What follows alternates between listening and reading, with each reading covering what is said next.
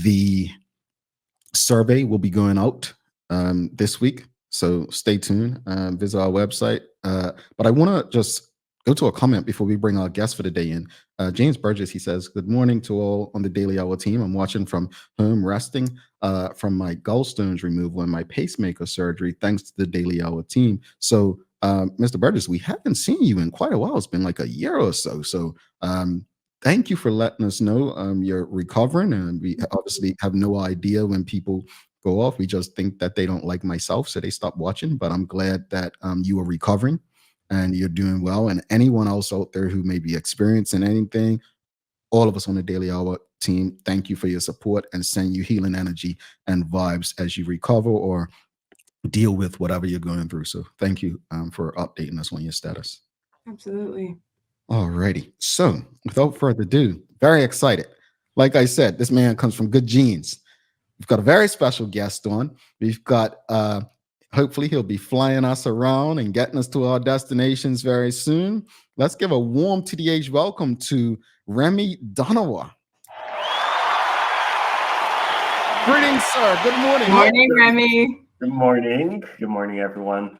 So Remy, I told a bit about your business earlier. I was telling people that you come from some pretty athletic genes. Like you've had an uncle who's won the Bermuda half day marathon running race, and you've had an uncle who's won on the riding the Sinclair Packwood. Like you come from some good genes, man. Yeah, I do really strong. I unfortunately did not quite get the athletic genes, but they're there somewhere. They're there somewhere. Hey, man. Sometimes some things skip over us, and we are able to excel in other areas, which is what we're here to discuss. You excelling in other areas. So before we jump into everything that you've accomplished, just tell the audience a bit about your background. Where do you go to school, and what are your favorite things to do outside of flying? Okay, so I go to school here at Work Academy. And if you didn't know already, I'm only 17. And some of the things I love to do are take my dog for walks because we both need him. And then I also really enjoyed playing the violin, and I've done that since I was 4. Okay, I gotta ask you, what breed of dog do you have? She's corgi mixed with Jack Russell Terrier. Oh, that's an energetic. That dog must keep you going, huh? She's unfortunately a lot more corgi, and she's pretty lazy. She's the opposite. You said Jack.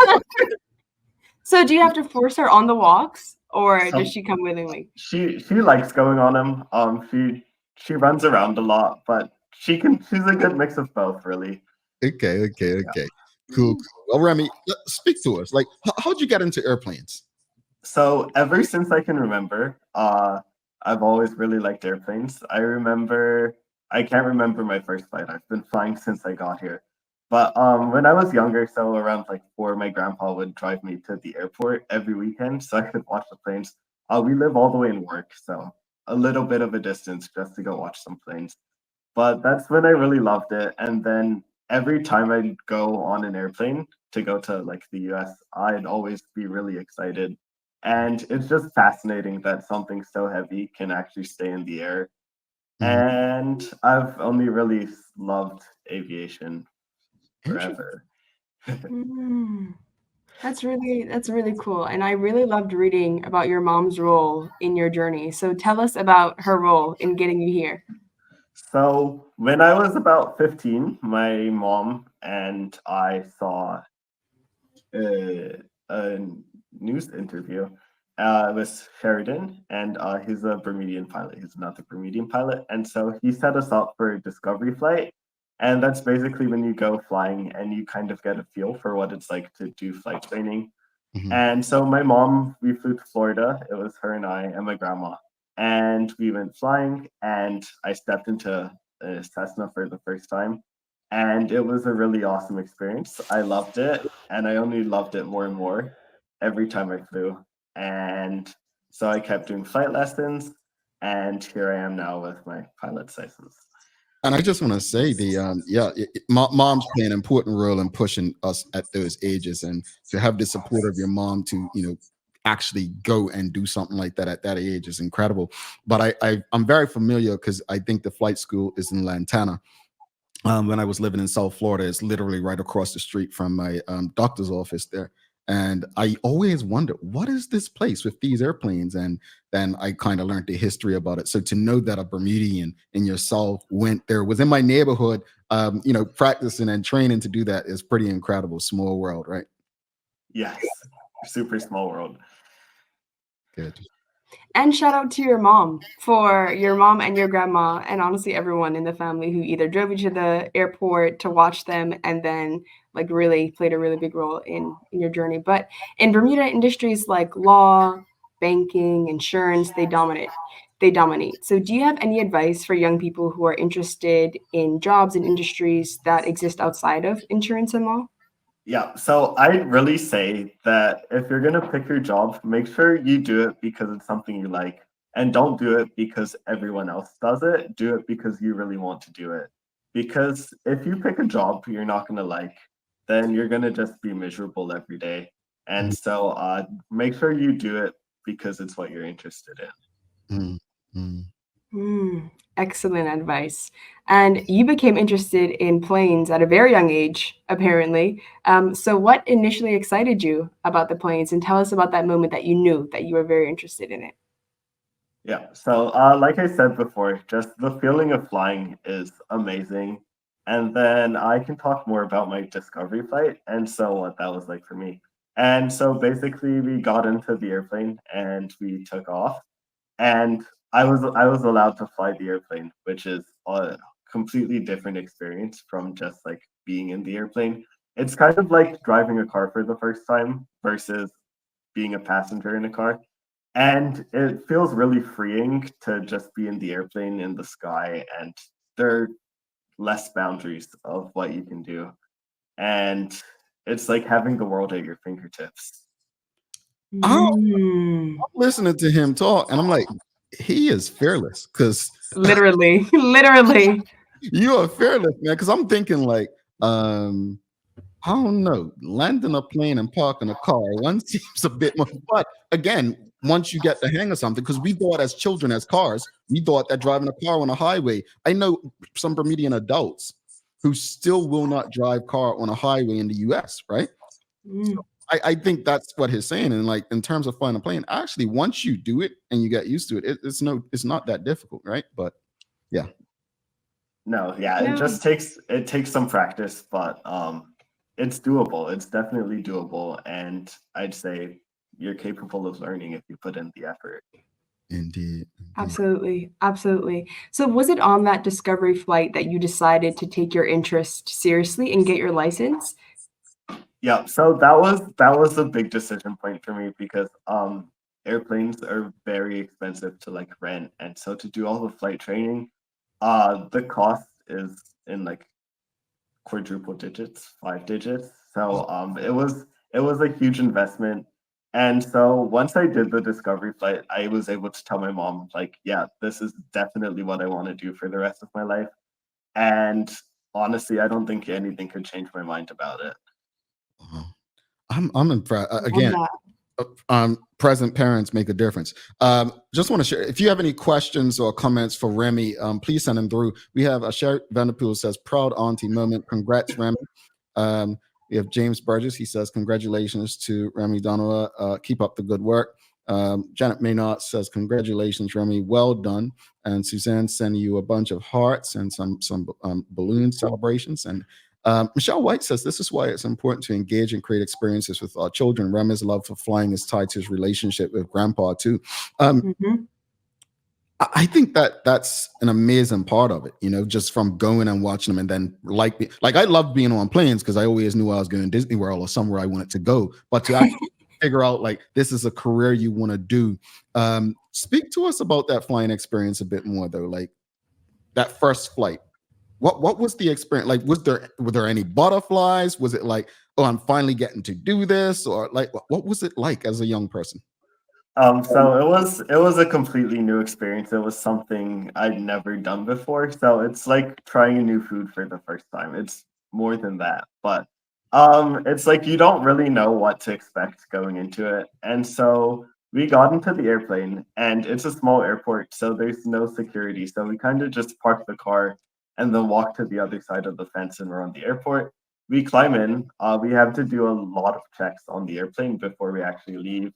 But then what we did is we taxied out to the runway. At the airfield, so at Lantana, there's no control tower. So that means that it's up to other pilots to just tell the traffic where you are. And then we entered the runway, and the takeoff rolls in small planes are a lot faster. And so in about 20 seconds, we're already off the ground in the air.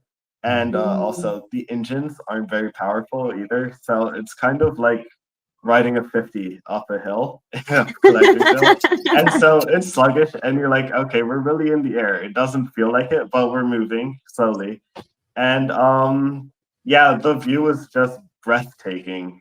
Mm, And I really don't know how to describe the feelings, mhm. but it was really a strong emotion for me. And Mm. I could just feel the love that I had for the airplane and flying. Indeed, indeed. We've got some questions from the audience. Sherry Vanderpool's asking, you have your private pilot license, but she's asking, what's the difference between private and commercial piloting, or is it a difference in which one you want to do?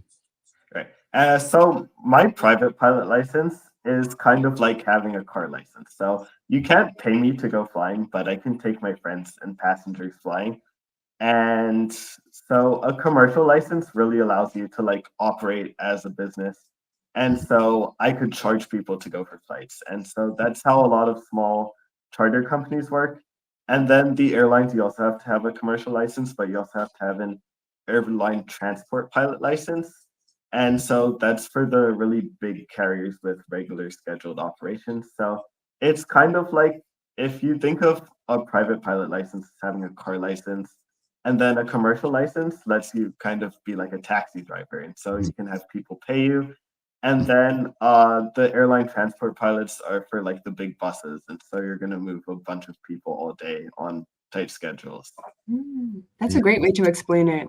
Yeah, indeed. They're still coming for you, Remy. Karen Simmons says, congratulations, Remy Donowa, achieving your pilot license. You have been and are an inspiration to other young people. I know a young man who is now doing his flight training. Traveling Trotty says, congratulations on flying high. So proud of you, Desiree Williams. Sean Dallas says, congratulations on such a huge development. But we have a question. Kieran ABDH is asking, would you ever fly a military jet and have you experienced intense force? Okay, so the most intense force we've probably pulled is 1.5 times the force of gravity. And it doesn't sound like a lot, but it does feel like a lot more because it's like if you're 100 pounds, then you feel like you're 150 pounds. And so it's a significant difference. I don't think I'd ever fly a military jet just because of the risk that comes with it and being like forced to go into a fight. And then there's obviously the chance that you don't come back from a military mission. Mhm, But I think it would be a cool experience to like fly at such high G's because the military aircraft are very different capabilities mhm. than regular civilian aircraft. Indeed, indeed. We've got Charles H. Jeffs II. He's asking, how different is flying a small plane versus a big plane? Mm. So there's a lot of big differences. The biggest one being the power. And so in planes with low power, things happen a lot slower. And so you have more time to think about what you're doing, what's going to happen. And then in the really big planes, obviously you have to have two pilots. So I can fly an airplane all by myself alone, but in like the really big planes, you're going to have two pilots just to manage the workload that comes with flying such a large aircraft. And then also in big aircraft, so you're probably thinking like airliners. And so they fly under different flight rules. And so I can fly VFR, which is visual based. So I don't really need any of the instruments in the airplane to know where I'm going. I can look outside and see, like, oh, I'm right here over the ground and I'm going that way for so long. And I can kind of look at the ground and follow where I'm going. Whereas in the IFR, so instrument flight rules with the big airliners, they're primarily instrument-based navigation, and so they're going to fly along specific routes to get where they're going. So it's very different between the two. Remy, you're seven. Mm. You're 17. You're in your final year at work academy. You obviously want to study aviation. What are the next steps for you in terms of your journey? What are you hoping? Um, where are you hoping to go with your journey? So my long-term goal is to become an airline pilot for one of the large carriers. And then what's gonna happen next is I have my private pilot license. So there are different licenses, like I said earlier. So I'll need to do my instrument license and then my multi-engine license as well as a commercial license. And then you have to have 1,500 hours to become an airline pilot. So a lot of the time between now and when I do eventually hopefully work for an airline, it's going to be just time spent flying and building experience so that I'm actually eligible to become an airline pilot. All right. I'm Mm. you on the spot, like because I don't know the industry. Is there a certain big carrier that is known for being the one that you want to work for, or you know, like having the best planes? Because some of them have like I don't understand airplanes like a A380 and all this. Boeing this or Boeing that. Like, speak to us, educate me. Yeah, so there's obviously a lot of diversity in the airplanes between airlines, and so because they're allowed to pick, so it's like saying I want this car versus that car, and Mhm, they all really do have their advantages and disadvantages. mhm, But aviation isn't really that old. The first airplane flew in 1903, and mhm. so as an industry it's developing really quickly, and so Mhm. maybe in 5 years when I'm old enough to be a pilot, an airline pilot. I'm already a pilot, but yeah, in like 5 years, it might look completely different than what it does now. And a lot of the major carriers are moving away from having hub and spoke routes. So that's like flying out of the big airports. So like Charlotte, Miami, LaGuardia, and Mhm. JFK, and to flying to small airports. And a lot of airlines are actually moving to just flying between smaller airports with smaller planes because it actually works out better and it lets more passengers get closer to their destination. And so it's really changing. And in the future, it's hard to really tell which way it's going to go. All righty. Mm. Questions from the audience. Manuela John's asking, would the 1,500 hours that you mentioned you will need, does that include different categories of flying? Yes. So the 1,500 hours includes every single hour I've flown in an airplane. And so pretty much from my first flight, all of the hours will count. Mm. Okay. Mm. Um, Nice. One thing's for sure, your passion is so palpable. Like when you talk about flying, you light up. So it's very clear, like this is something that you're super interested in. And I cannot wait to see you mhm, in 5 years with another article talking about how you're now a pilot for commercial planes, right? That's the Yeah. next one? Yeah. Okay, That's the excellent. next one. So we've got a couple more questions from the audience, but I have to, well, let me ask Kievan ABDA. She says, do you want to be an all-around pilot, for example, being able to fly most to all models or planes and future models of planes and future models? Okay, so kind of how it works is that aircraft over 12,500 pounds, that's what the number is. You have to have a type rating, and so you have to do specific training for just that aircraft. As you can imagine, it takes specialized equipment. So like the high performance simulators that airlines will have, and obviously the real planes, which is kind of a risk to do. So that's why airlines push towards simulators. And so, in order to like be able to fly every aircraft, it would be super expensive, and it's not really realistic that I'd be able to fly every aircraft ever. Mhm, But kind of when you work at an airline, you get assigned a specific aircraft, and so you'll stay on that aircraft. But for the smaller aircraft, you can pretty much just hop in an airplane and fly it. Obviously, there are risks to not being familiar with the aircraft, like I'm not going to know where everything is or all the systems, but you can learn that and it does take work. But realistically, it's better to kind of stick to a couple aircraft and get used to flying Mm. those. mhm. Mm. I know there, Tori asked you about young people early on advice, but I know for me, I mentorship was always important. Have you sought any mentors in this space? I know your family's been very supportive, your mom, and you got your start just with your grandpa, but have you sought mentors in the aviation space who've helped you along? And if so, what kind of advice have they given you? Yeah, so mentors is obviously a big part. I wouldn't have been able to do this without them because it's kind of a cloud going into, okay, I have no idea what I'm doing. How do I even sign up for flight lessons?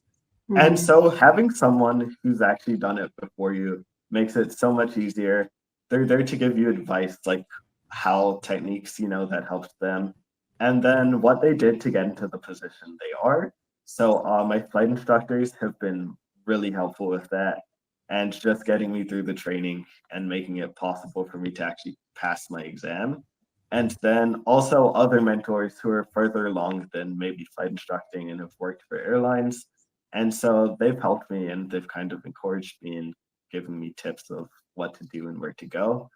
And that's pretty much how I got there. So I wouldn't have been able to do it without them. Cool. Karen Mm. is asking, in addition to the technical training, do pilots also need to maintain physical and mental training in order to continue to hold license? It's very Yes. important. So kind of like how you have to go to the doctor to get a physical exam. I have to hold a medical exam. And for me, that's every 5 years, so it's a third class medical. But then for your airline pilots, they have to get one every single year or every 6 months, depending on their age. So, yep, you do have to be held to a physical and mental standard. And your health really does have to be in a good position to make sure that you're safe and you can carry out flight safely. This is good information. Mm. Thank you for that question. I'm Karen. Sherry Vanderpool is asking, what colleges are geared toward aviation? Are there any schools you're interested in attending for aviation? Yeah, so they're in America. They're really big on aviation. They kind of founded the whole thing, and so a lot of schools you can actually do flight lessons at on like the side. And there's so many schools. I really don't know all of them. But the other thing is that in Florida, there are a lot of big flight schools because the weather's more ideal for flying conditions all year round. Mhm. And so for me, I'm really interested in attending Embry-Riddle, which I've already sent my application to, which is in Daytona Beach. And they are the oldest aeronautical university. And then there's also Florida Institute of Technology, and then Jacksonville and Lynn University. And so a lot of the specialized universities focus towards technology and aeronautics. They have really good facilities for taking up aviation, and then still because aviation is really just so big in America, and so it's super accessible to do it in a lot of places. That's really cool.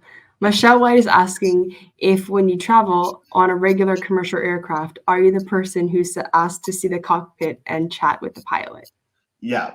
So I always make sure that I can try to say hi to the pilot. Sometimes they're super busy, so it's not always possible.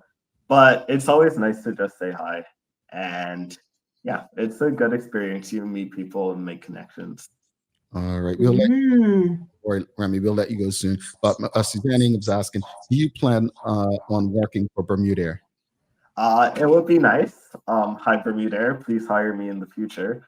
Uh, yeah, but I would really love to be able to work for a Bermudian airline because obviously there aren't that many Bermudian pilots. And so that would be like a huge thing for me to be able to work from home. And then also, I'll be able to make it back here every night so I don't have to live in a different country forever. So, Right. that just guarantees that I make it back to my house every day. So that's the nice part. All right, Remy, thank you so much for the conversation. This was enlightening. I've learned a lot. You know, when we were young, when I was young, we didn't have so many rules, right? Um, I don't know if you guys were born before September 11th or after, but Remy, I know you were born after. I'm not sure, Teray, but September 11th changed things because you used to be Mhm.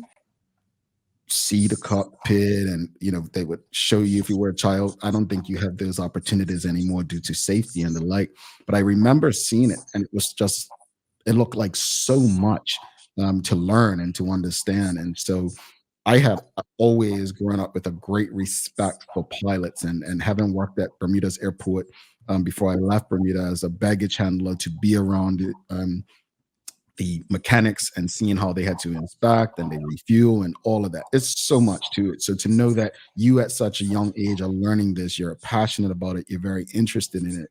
I wish you nothing but the best. And please know that we will be following your journey, looking to support you Mhm. possible, so that one day we can fly on the aircraft and hear you on that, and I'm here. I'm your pilot, Remy Dunaway. And yeah, I'm looking forward to it, Remy. I am, and I'm proud. I'm proud to that you've trusted our platform to share your story with our audience. And is it Traveling Trotty says, Embry Riddle Aeronautical University, Daytona Beach is a great school, and we think it's a great school for a great person to go and continue their journey. So congratulations to you. Yep. Thank you. Thank you very much for having me. And thank you all for the encouragement you guys have given me. And I look forward to seeing you guys in the future. No problem. Have a great day, Remy. You Bye, too. Remy. Thank you. All right. Remy Donovan, folks, if you appreciated that conversation, do us one big favor. Cost you nothing. Between now and when we return from the break, give us a like, a love, a thumbs up. We're going to take a quick break. Come back after this, and we will do a little daily play and give our final thoughts on today's guest and conversation. Stick with us.